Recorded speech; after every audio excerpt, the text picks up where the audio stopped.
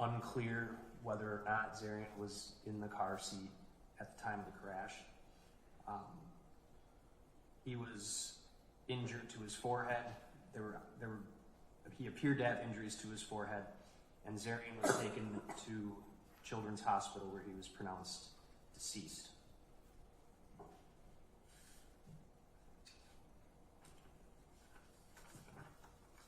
The defendant was taken to the hospital. She was hospitalized for a significant period of time for her injuries. It was at that time that I charged the case.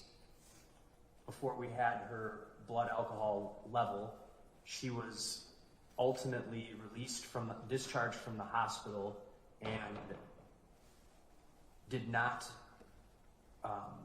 make her first court appearance until after she was arrested on December 3rd of 2024.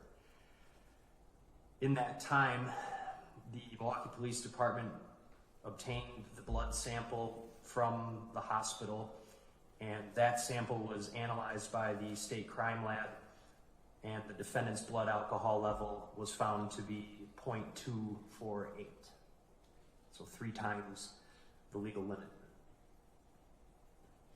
She's never had a driver's license. While she has no criminal record, she has a history of being cited for operating without a license.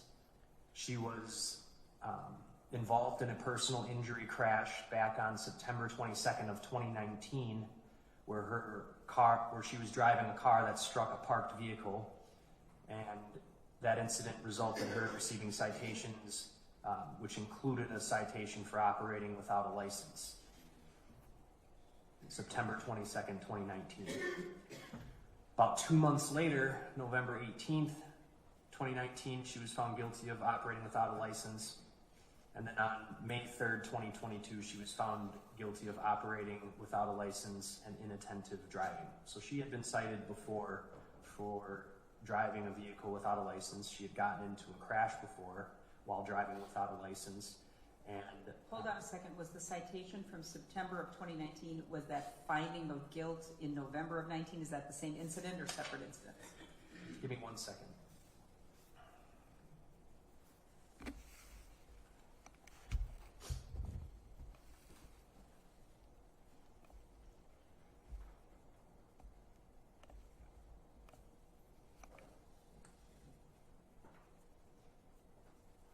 That was the same traffic. Okay, thank you. And then there was the May of 2022 operating without a driver's license as well. Right. All right, so she had 2 prior occasions where she was cited for driving without a license and found guilty of that.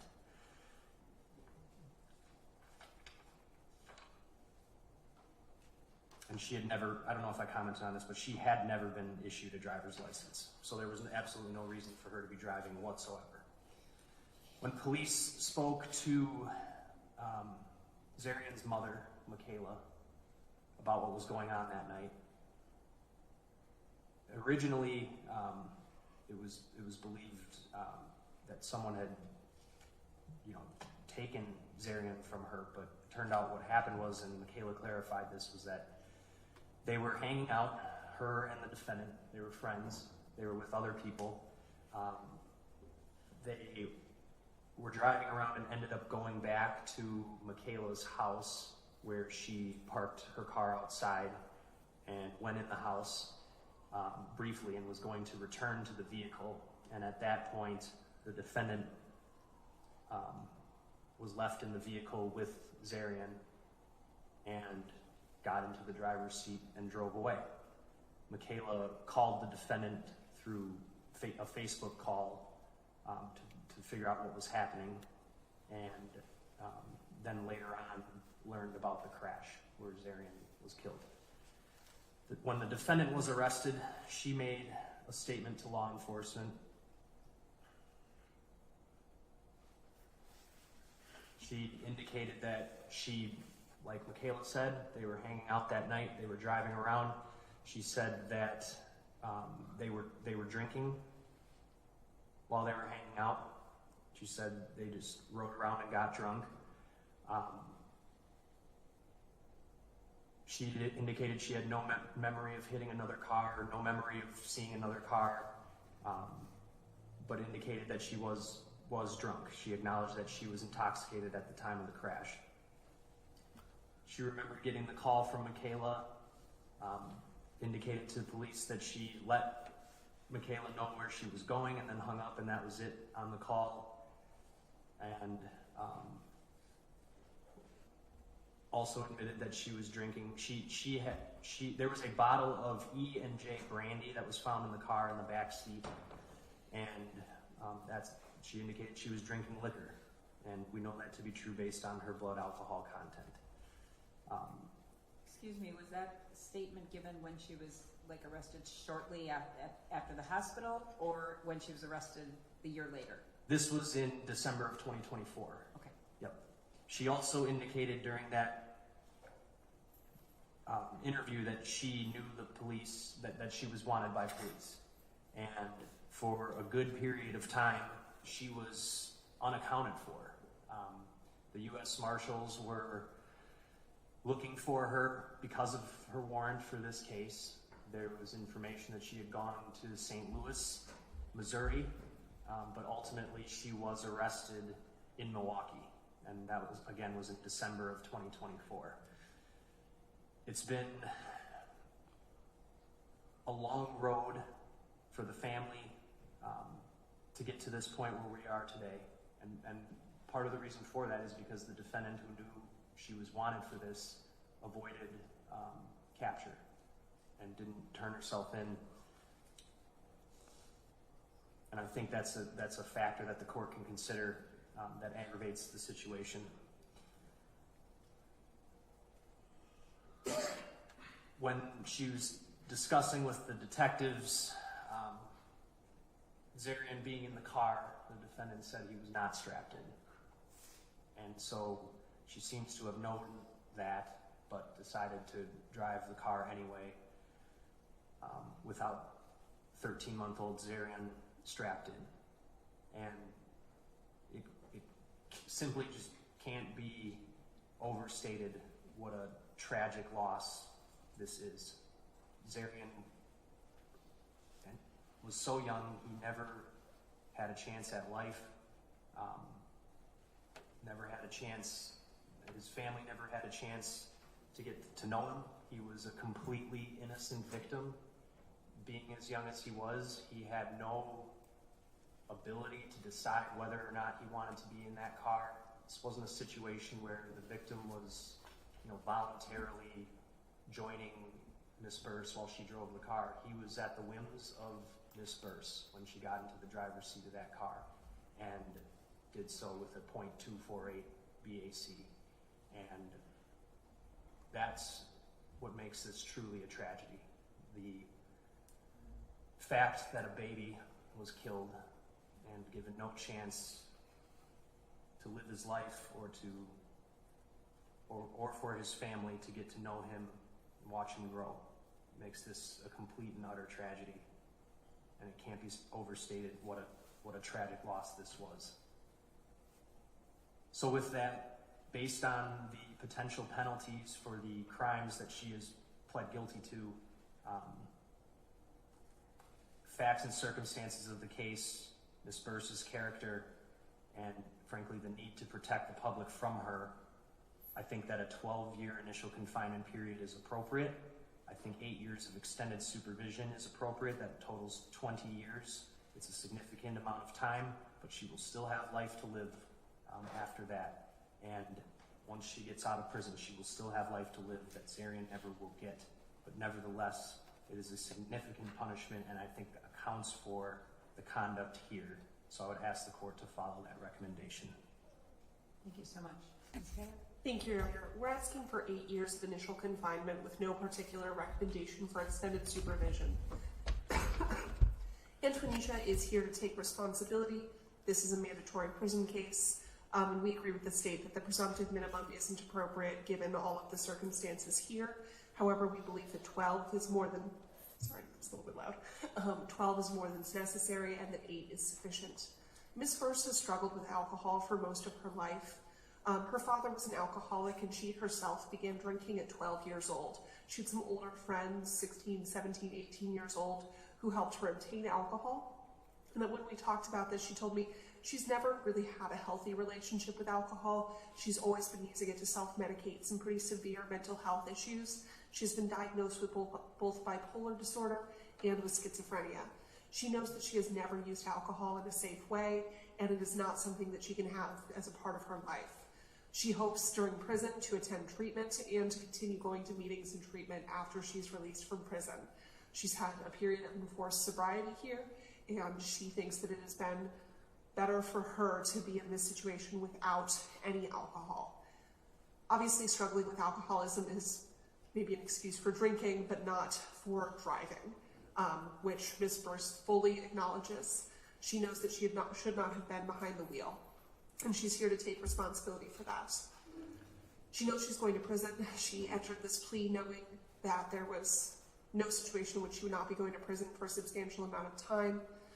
Regularly when I talk to clients, especially when I didn't represent them originally, and we talk about what they want me to recommend for sentencing, I kind of have to talk to my clients and tell them, like, okay, let's be realistic.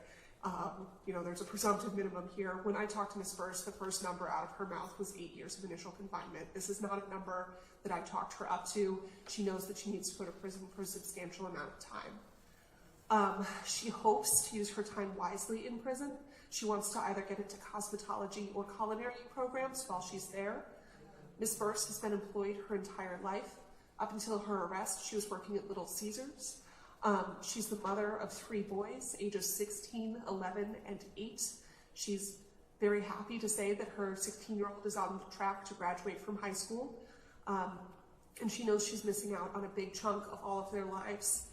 She knows that that's nothing in comparison to losing a 13-month-old baby, but she, in addition to the horrible tragedy here, she has failed her children, and she knows that, and that's a part of the punishment for her here too.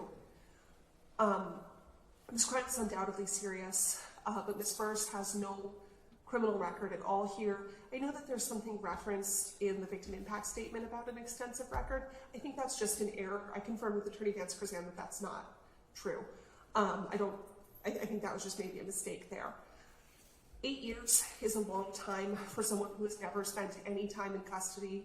8 years is a long time for someone who really could not regret what happened more. I understand that there was a delay in her being arrested here.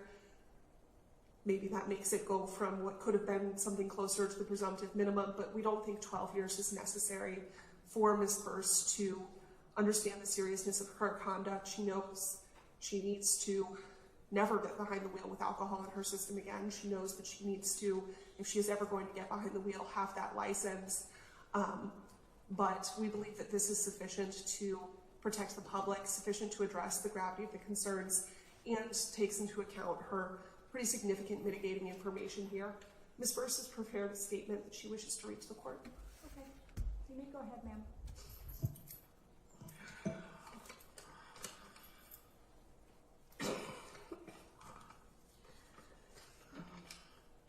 First of all, I would like to give a sincere and devoted apology to the Robinson family. I'm very apologetic about this entire situation. If I could, I would trade places with the child and be the one to transition over. Instead, to be honest, if I could just go back and choose to never get in the driver's seat to begin with, I would. What I did was the worst choice of my entire life.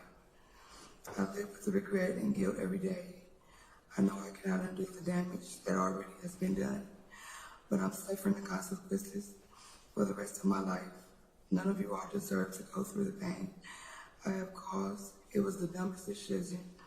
I'm taking full responsibility and praying that you all can someday forgive me. I pray for your sanity and the peace you deserve in your hearts. I'm doing everything I can to be a better person for the future and safety of others. I plan to do all AA and 12-step programs, drug and alcohol treatments, go to school for cosmetology and culinary so I can have a business and stay focused on the right path. I plan to remain positive and keep my body pure and clean, keep my mind humble and stable. This is my first and last time ever in life causing anyone else pain, trauma, and such a major disturbance that's never deserved in no one's life.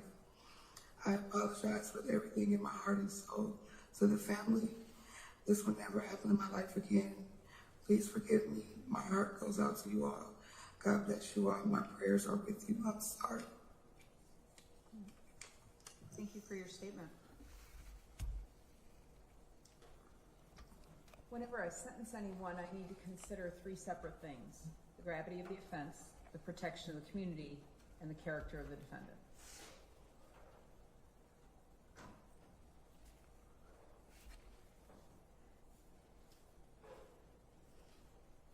The loss to the Robinson family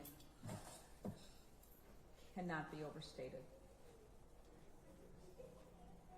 I read E.T.'s letter where she talked at length about how it has affected the whole family and especially affected her sister, Zarian's mom.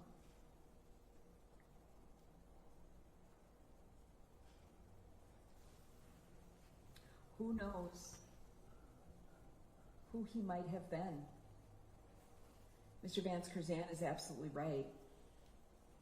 When you're, you think you have so many freedoms when you're a kid. When you're an adult, you think, oh, I have bills and decisions and responsibilities and things like that. But when you're a kid, you have no control over anything. You pretty much do what the adults in your life tell you to do. And at 13 months, you've got nothing. He wouldn't have been able to get himself out of that car had he had any sort of a rational appreciation that he was in any sort of danger. He was merely a baby. And as such, 100% vulnerable.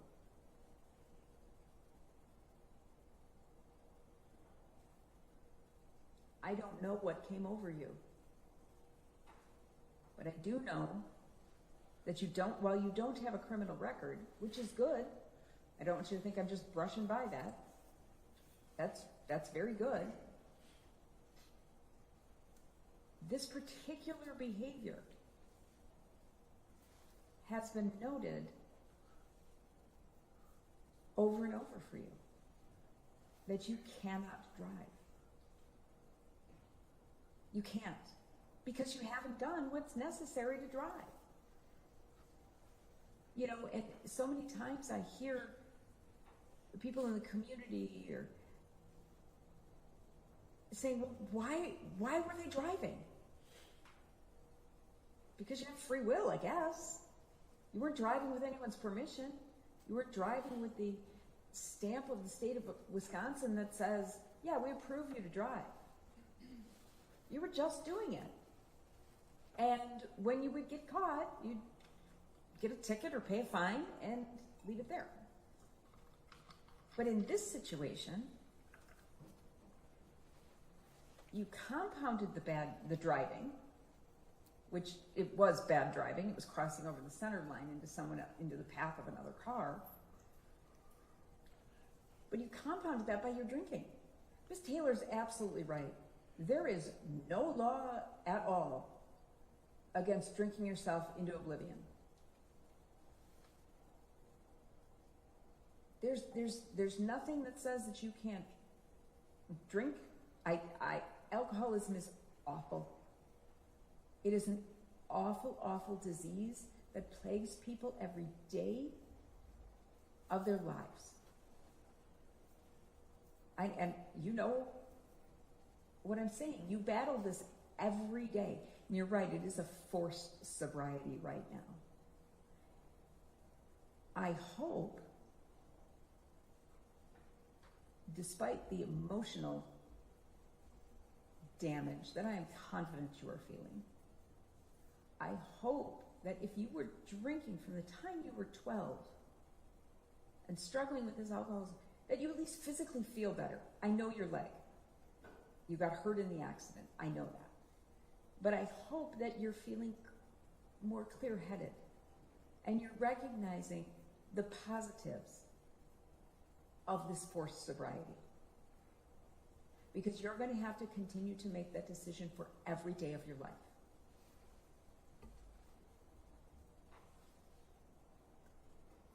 The 12-step, people say it, right? One day at a time.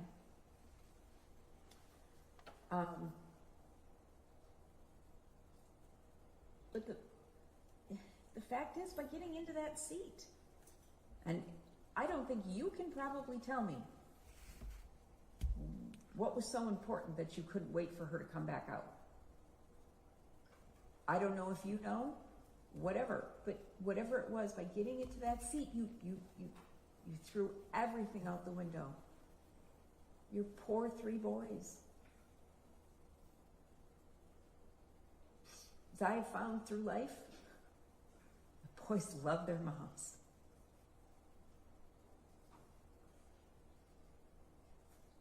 And by this decision,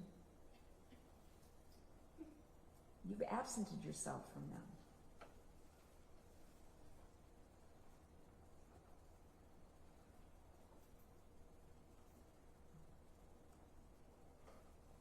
As noted, this is a mandatory incarceration case. Probation is not an option. It is not appropriate. I am required to say I'm considering it, and I am, but it's not appropriate in this case.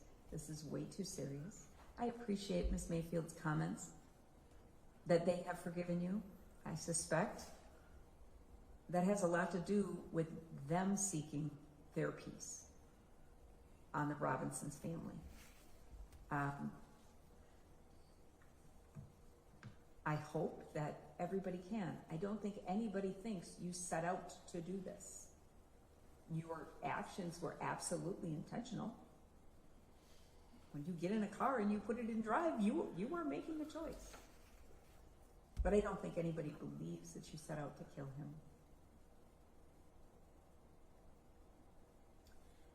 So it will be a prison case. I will get to that at the end. The numbers at the end, because nobody listens once I say a number. Hold on a second.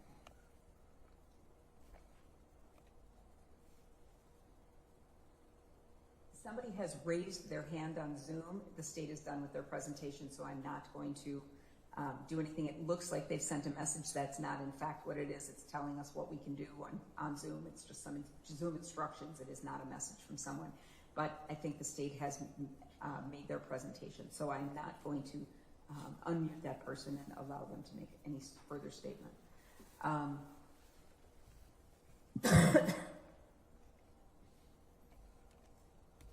don't know if alcoholism has a genetic component to it. There are varying studies about it, whether it's situational, environmental, genetic, whatever it is, you've got it. And as I said, you're going to have to battle that. I am going to, during the time that you are incarcerated, I am going to require that you have an alcohol and drug abuse assessment and go through any treatment that you can to help to address that, to give you the tools that will keep you strong when you have to make that decision, when it is not forced sobriety, but a choice that you make to keep yourself out of prison, to keep yourself feeling good, to keep yourself clear-headed and not subject to making such a disastrous decision. Mr. Vance Curzan, I know you have a victim witness person who may be able to reach out. Is the Robinson family seeking no contact? I can go ask right now. I know that there was, at least with Michaela, a friendship. I don't know the status of any of that. If they wish to have a no contact order, I will order that because I need to give them a little bit of peace of mind, but I'm inquiring because I don't want to make anything worse.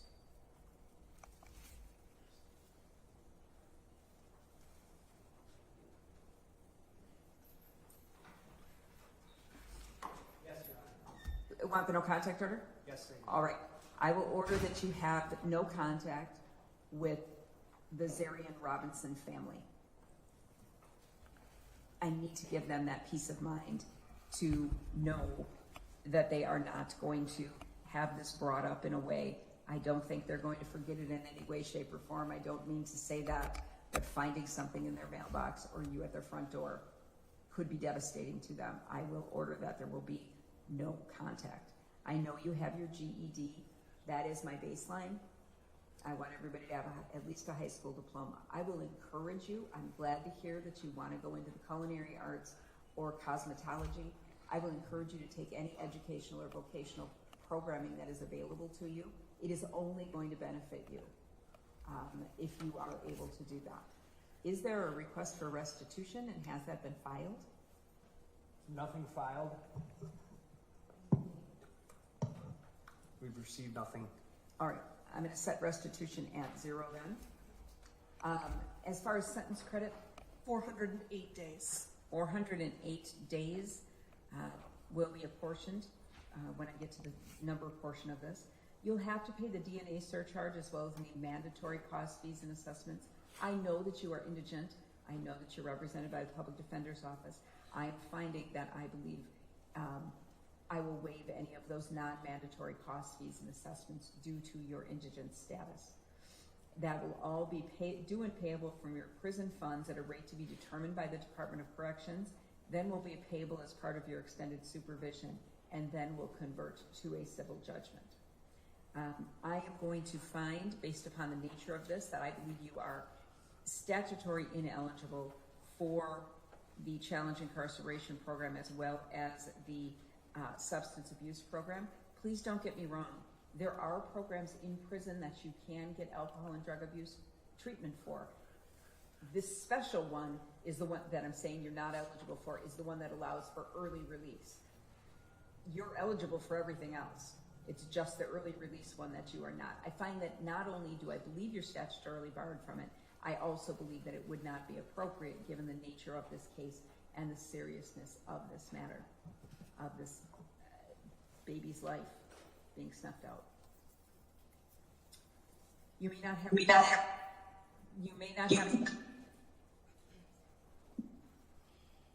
everyone on Zoom should remain muted. You may not have any firearms as you are now a convicted felon. You cannot vote until your civil rights are reinstated. This is a violent felony as defined by Wisconsin statute, so you may never possess body armor. If you would violate that no contact order that I've entered today, you could face additional charges, and you do have the right to appeal my sentence. Ms. Taylor will go over those rights with you. I will remind you that the decision on whether you have intent to appeal has to be made within 20 days. That's not the full, I want to pursue an appeal completely, but if you think you might have intention to do that, you have to file that. If you blow that deadline, it could blow everything, okay? So make sure that you do that it's a very quick turnaround. So now I turn to the amount of the sentence. I note that you are eligible for these two charges for the potential of 31 years in jail. I've been asked via the victim impact statement by ET to sentence you to the absolute maximum. I'm not going to do so, but I don't think it's appropriate. You don't have a prior criminal record. You have accepted responsibility. I do believe that you are remorseful. I don't know what was going on between January of 2023 and December of 2024, but since you've been here, there has, I believe it's always been on a plea track with previous counsel. As obviously you entered the plea with him, but I don't think it is necessary for the maximum sentence to be imposed. Count 1 is a Class H felony that is for knowingly operating without a valid license, causing death. I find that the maximum on that is appropriate. So I will sentence you on count 1 to 6 years in the Wisconsin State Prison, 3 years initial confinement, and 3 years extended supervision. As to count 2, I will sentence you to 20 years in the Wisconsin State Prison, 12 years initial confinement, and 8 years extended supervision. This was all part of the same course of conduct. I don't believe that there were different decisions made at different times. Therefore, while it was such a horrible decision, you were 3 times the legal limit. You'd been cited on at least 2 occasions, knowing you were not allowed to drive. I do think it is appropriate to run them concurrently to one another. So, bottom line is 12 years in, 8 years out, which is what the state was recommending. You will have 408 days credit that will apply to both counts because of the way I have structured the sentence. Ms. Burse, you said this is the first and the last time you will be in this court. For your sake, for the sake of the Robinson family, for the sake of the citizens of the city of Milwaukee, or wherever it is you choose to make your home, I hope that that is true. Fight that battle with alcoholism. Don't let it win, because it impacts your decisions, and it has impacted your life and that of your children. I wish you well. Your Honor, I would ask for a restitution hearing. Okay, apparently the answer has changed since we were there. We will set this for a restitution hearing, giving you an opportunity, the family an opportunity to submit what they have to do that, and it will be heard on another date. Thank you, Your Honor.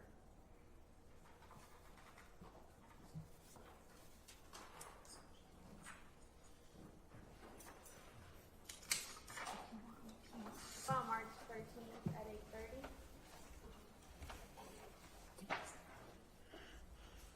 I have intake that morning. I could do the afternoon or any time on the Friday. Anytime on what? The Friday the 13th. Wait, What about Thursday afternoon? The 12th in the afternoon I can do. yes, I can do the 12th in the afternoon. Next court date will be March 12th at 1:30.